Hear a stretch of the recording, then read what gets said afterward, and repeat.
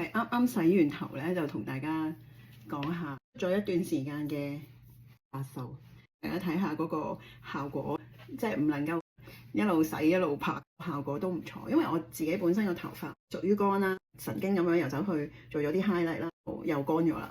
睇下佢個質地啦，係咁嘅。咁啊撩出嚟用，好似你平時搽護髮素咁樣，跟住沖乾淨就 OK。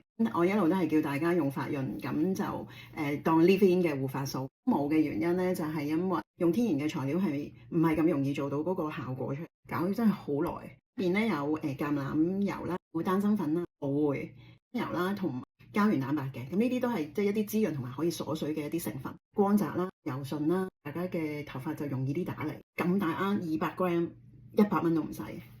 會員仲有會員㗎，同埋你睇我有啲頭髮仔生咗出嚟，遲啲再話俾你聽點解。